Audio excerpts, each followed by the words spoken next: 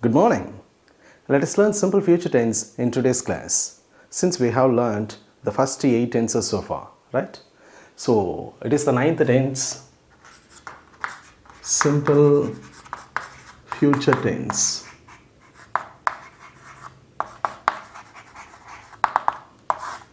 What are the auxiliary verbs should we use here? For active voice, shall, will. Then which form of the main verb should we use here? First form of the main verb. Since there are two auxiliaries, where will you apply shall and will?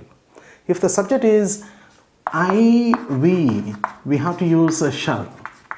If the subject is you, they, he, she, it, we have to use will, right? Let us go for the keywords.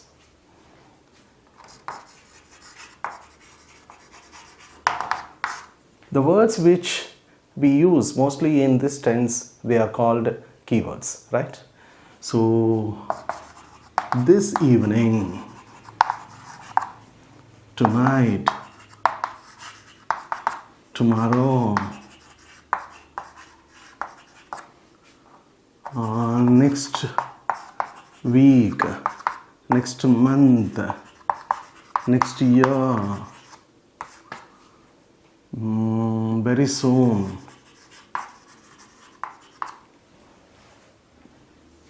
in 5 minutes, shortly, etc. So these are all keywords, right? Then let us go for the definition.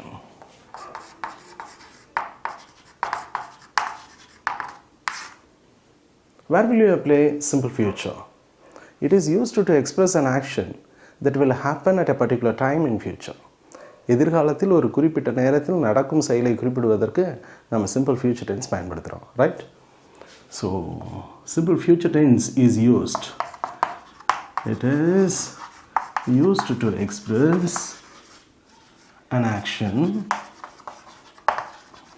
that will happen. It will happen at a particular time. At a particular time in future. So, பயன்பாடு வரையறை எங்கே பயன்படுகிறது simple future tense? எதிர்காலத்தில் ஒரு குறிப்பிட்ட நேரத்தில் நடக்கும்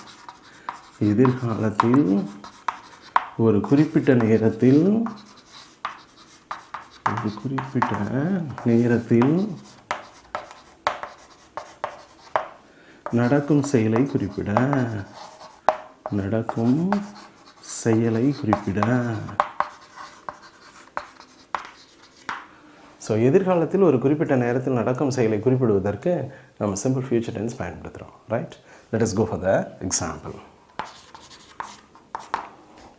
Where will you apply simple future? நான் இன்று மாலை உன்னை சந்திப்பேன். நான் இன்று மாலை உன்னை சந்திப்பேன்.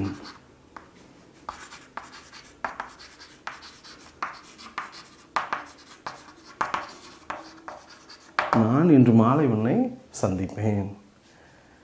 In every class I tell you, whenever you make a sentence, you have to follow the sentence pattern, right? So what is the sentence pattern for active voice? Yeah. So what should come at first? Subject has to come at first. Then auxiliary verb. Then main verb. Then extension. Then at the end, full stop. So this is the sentence pattern for active voice for 12 tenses. Never forget. So what should come at first? Subject. Listen carefully. English is very easy when you follow the sentence pattern. பாருங்க. So முதல்ல யார் வரணும்? Subject. What is mean by subject? ஒரு வாக்கியத்தில் யாரை பற்றி பேசுகிறோமோ அல்லது யார் செயலை செய்கிறாரோ அவர் சப்ஜெக்ட். இந்த இடத்துல சந்திக்கிற செயலை செய்வது யார்? நான். அதனால் நான் தான் சப்ஜெக்ட். அப்போ நான்கு என்ன இங்கிலீஷில்? ஐ. அடுத்தது என்ன பண்ணணும்? காலத்தை குறிக்கும் சொல், auxiliary verb. So if it is I, we have to use shall. You can use will also. You can use the auxiliary verb. That means auxiliary verb can be interchanged. Will can be used for IV and shall can be used for you, they, he, she, it. But the meaning will be changed. If you interchange the auxiliary verb, it gives the meaning of certainty. உறுதித்தன்மையை அது குறிப்பிடுகிறது. Definitely, நிச்சயமாக என்கிற பொருளை நீங்கள் டெஃபினெட்லிங்கிற வார்த்தையை பயன்படுத்தாமலே auxiliary வேர்பை மாற்றினா அந்த பொருள் வந்துடும். Right? So you can use will also, no problem at all. So I shall, அடுத்தபடியாக என்ன செய்யணும்? சப்ஜெக்ட் போட்டாச்சு, ஆக்சிலரி வேர்ப் போட்டாச்சு, அடுத்தது main verb. So main verb என்ன? சந்திப்பேன். சந்திக்கிறதுக்கு என்ன இங்கிலீஷில்? மீட். எத்தனை ஃபார்ம் ஆஃப் த வேர்ப் பண்ணோம்? First form of the main verb பண்ணோம். அப்போது ஐ ஷால் மீட் அப்படின்னா என்ன அர்த்தம்? நான் சந்திப்பேன். வாக்கியம் முடிஞ்சிருச்சு. ரைட்? யாரை சந்திப்பேன்? உன்னை சந்திப்பேன். இப்போ உன்னைங்கிறதுக்கு என்ன இங்கிலீஷில்? Object pronoun you. So I shawl meet you. எப்போ சந்திப்பேன்? இன்று மாலை. So this evening. So I shawl meet you this evening R I will meet you this evening. Right? So let us go for the next example. நாங்கள் இன்றிரவு carrom விளையாடுவோம். நாங்கள் இன்றிரவு carrom விளையாடுவோம். கேரம் விளையாடுவோம். யார் விளையாடுவா? நாங்கள். விளையாடுற செயலை செய்கிறது நாங்கள். அதனால் இது என்ன voice? Active voice. Whenever you start to speak or write, you have to decide voice first and then tense. எப்பொழுதெல்லாம் பேச எழுத ஆரம்பிக்கிறீங்களோ அப்பொழுதெல்லாம் அந்த வாக்கியம் செய்வினையா செயற்பாட்டு வினையான்னு முடிவு செய்யணும். ஏன் அப்படின்னா செய்வினை வாக்கியத்துக்கு தனி சூத்திரம் இருக்குது, செயற்பாட்டு வினை வாக்கியத்துக்கு தனி சூத்திரம் இருக்குது. ரைட்? ஸோ அதனால் ஆக்டிவ் வாய்ஸாக பாசிவ் வாய்ஸான்னு முடிவு பண்ணிவிட்டு அப்புறம் காலத்தை முடிவு பண்ணணும். ஸோ நாங்கள் இன்றிரவு கேரம் விளையாடுவோம். விளையாடுற செயலை செய்கிறது நாங்கள், அதனால் இது ஆக்டிவ் வாய்ஸ். நாங்களுக்கு என்ன இங்கிலீஷில்? வி. ரைட்?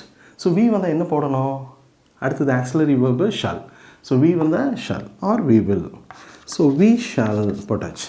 அடுத்தது மெயின் வேர்ப், செயலை குறிக்கும் சொல். இங்கே என்ன செயல்? விளையாடுவோம். விளையாடுறதுக்கு என்ன இங்கிலீஷில்? Play. So we shall play அப்படின்னா என்ன அர்த்தம்? நாங்கள் விளையாடுவோம். ரைட்? என்ன விளையாடுவோம்? Carrom. So we shall play carrom. We shall play carrom. எப்போ விளையாடுவோம்? இன்றிரவு விளையாடுவோம். So tonight. நல்லா கவனிங்க. Where will you apply simple future? That will happen at some time or at a particular time in future. எதிர்காலத்தில் ஒரு குறிப்பிட்ட நேரத்தில் நடக்கும் செயலை குறிப்பிட. இப்போ இந்த விளையாடும் செயல் எப்பொழுது நடைபெறுகிறது? இன்றிரவு, இன்று மாலை. ஸோ இதெல்லாம் நமக்கு துணை சொற்கள். ஸோ இந்த சொற்களை வைத்து நாம் அது எதிர்காலம் அப்படிங்கிறத புரிஞ்சிக்க முடியும். அதே மாதிரி வாக்கிய அமைப்பு சந்திப்பேன், விளையாடுவோம். Right? So let us go for the third example. நீ அந்த பிரச்சனையை எதிர்கொள்வாய். நீ அந்த பிரச்சனையை நாளை எதிர்கொள்வாய். நாளை எதிர்கொள்வாய். ரைட்? ஸோ எதிர்கொள்கிற செயலை செய்வது யார்? நீ. அதனால் இது என்ன voice? Active voice. Then we have to follow this formula. Right? So இப்போது யார் எதிர்கொள்கிறது? நீ தான். அதனால் இது என்ன வாய்ஸு? Active voice. ஸோ அப்போது நீக்கு என்ன இங்கிலீஷில்? யூ. சப்ஜெக்ட் போட்டாச்சு. அடுத்தபடியாக ஆக்சிலரி வேர்ப். யூ வந்தால் என்ன போடணும்? யூ வந்தால் வில் போடணும். ஸோ யூ வில், காலத்தை குறிக்கும் சொல் போட்டாச்சு. You will. நீ என்ன செய்ய போகிறாய்? எதிர்கொள்வாய். எதிர்கொள்கிறதுக்கு என்ன இங்கிலீஷில்? ஃபேஸ்.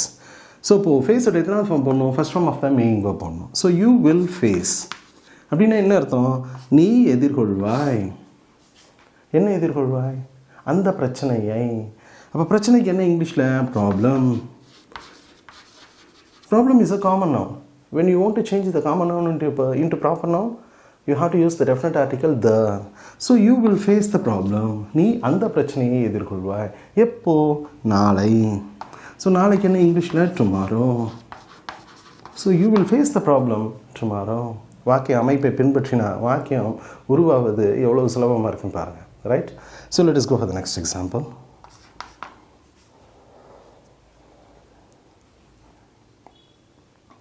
அவர்கள் அடுத்த வாரம் சென்னை செல்வார்கள். அவர்கள் அடுத்த வாரம்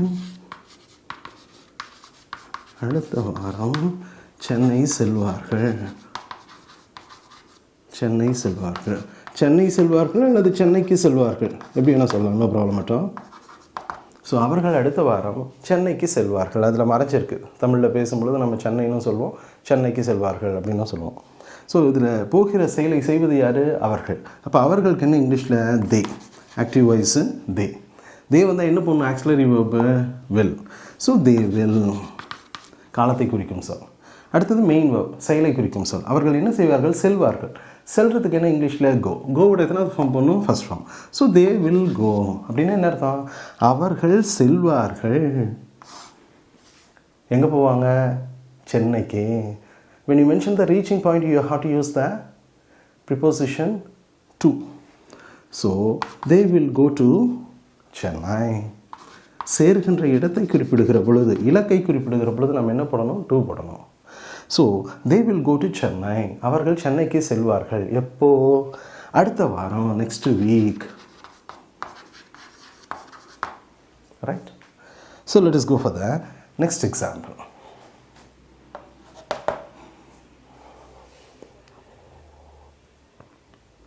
அவன் அடுத்த வருடம் ஒரு புதிய மகிழுந்து வாங்குவான். அல்லது அவர் அடுத்த வருடம் ஒரு புதிய மகிழுந்து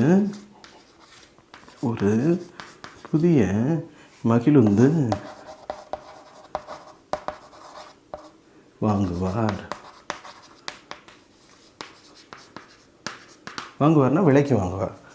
அவர் அடுத்த வருடம் ஒரு புதிய மகிழுந்து விலைக்கு வாங்குவார். ரைட். ஸோ வாங்குகிற செயலை செய்வது யார்? அவர். அதனால் இது என்ன வாய்ஸு? Active voice.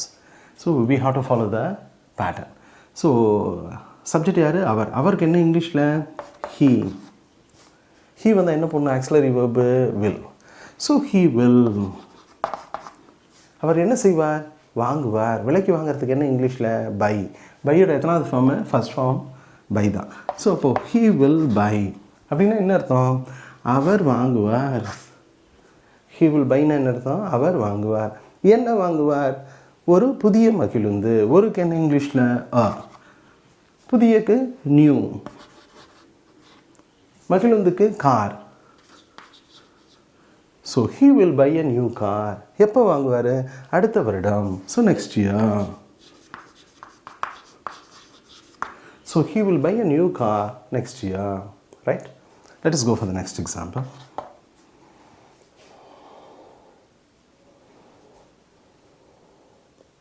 அவள் நாளை ஒரு படம் வரைவாள். அவள் நாளை ஒரு படம் வரைவாள். அவள் நாளைக்கு ஒரு படம் வரைவாள். சரியா? யார் வரைகிற செயலை செய்வது யார்? அவள். அதனால் இது என்ன voice? Active voice. Then we have to follow this formula. So அவளுக்கு என்ன இங்கிலீஷில்? she. சப்ஜெக்ட் போட்டாச்சு. அடுத்தபடியாக ஆக்சிலரி வேர்ப். she வந்தால் என்ன பண்ணணும்? will. காலத்தை குறிக்கும் சொல். So she will. அவள் என்ன செய்வாள்? வரைவாள். வரைகிறதுக்கு என்ன இங்கிலீஷில்? draw. எத்தனாவது ஃபார்ம் ஆஃப் த வேர்ப் போடணும்? First form of the verb போடணும். அப்போ she will draw. Simple present டென்ஸ்லேயே சொல்லியிருக்கோம். Every verb has 4 forms: present tense, past tense, past participle and present participle. So which form of the verb should we use here? Present form, right? First form of the verb. So she will draw அப்படின்னா என்ன அர்த்தம்? அவள் வரைவாள். என்ன வரைவாள்? ஒரு படம். அப்போ she will draw a picture. she will draw a picture. எப்போ வரைவாள்? நாளை வரைவாள். நாளைக்கு என்ன இங்கிலீஷில்? tomorrow. So she will draw a picture tomorrow, right? Let us go for the next example. அமைச்சர் இன்றிரவு மேடையில் உரையாற்றுவார். மேடையின் மேல் உரையாற்றுவார். யார் உரையாற்றுவார்? அமைச்சர். ஸோ அமைச்சர் இன்றிரவு மேடையில் அல்லது மேடையின் மேல் மேடையில் உரையாற்றுவார்.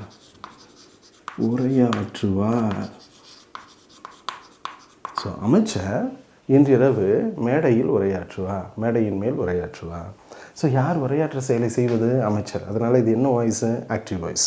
ஸோ அமைச்சருக்கு என்ன இங்கிலீஷில்? Minister. So minister is the important post and particular minister. So we have to use the definite article the. So the minister. The minister either he or she. அப்போ என்ன போடணும்? will. Auxiliary verb will. So the minister will. உரையாற்றுதலுக்கு என்ன இங்கிலீஷில்? Address. எத்தனை form of the verb பண்ணணும்? First form of the verb பண்ணணும். So the minister will address. The minister will address. Right.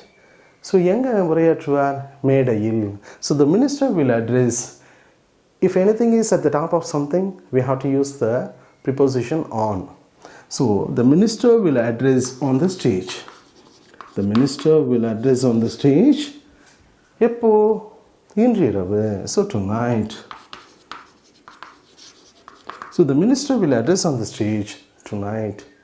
Right? Let us go for the next example too.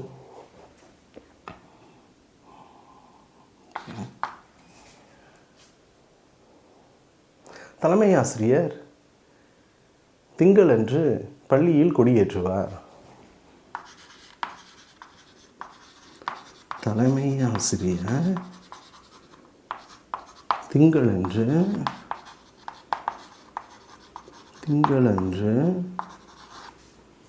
பள்ளியில் கொடியேற்றுவார்.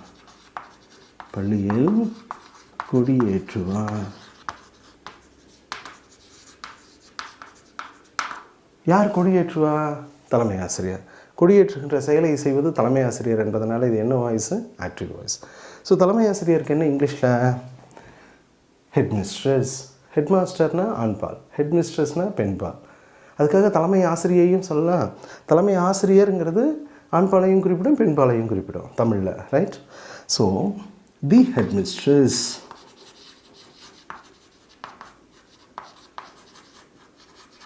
Headmistress is the important post. When you mention the important post, you have to use the definite article the. Right? So the headmistress. செயலை செய்பவர். அவர் என்ன அடுத்தது என்ன பண்ணணும்? Subject போட்டாச்சு. அடுத்தது auxiliary verb. ஹெட்மிஸ்ட்ரஸ்ங்கிறவங்க she. She வந்து என்ன பண்ணணும்? will. காலத்தை குறிக்கும் சொல். Right. So the headmistress will. என்ன செய்வாங்க? கொடியேற்றுவார். கொடியேற்றுதலுக்கு என்ன இங்கிலீஷில்? hoist. ஏற்றுதலுக்கு என்ன இங்கிலீஷில்? hoist. So the headmistress will hoist அப்படின்னா என்ன அர்த்தம்? தலைமை ஆசிரியர் ஏற்றுவார் அப்படின்னு அர்த்தம். எதை ஏற்றுவார்? Hoist the flag. Hoist the flag.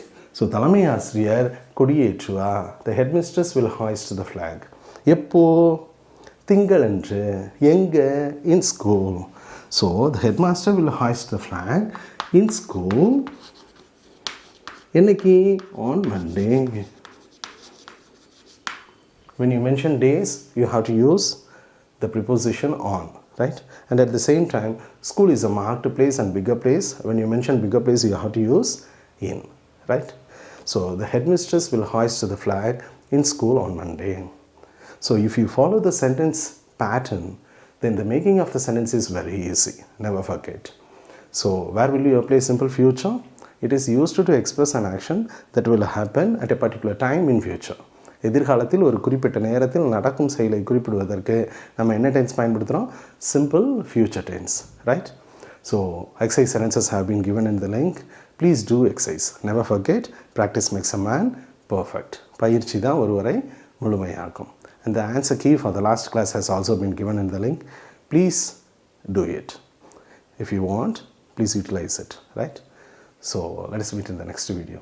Thank you.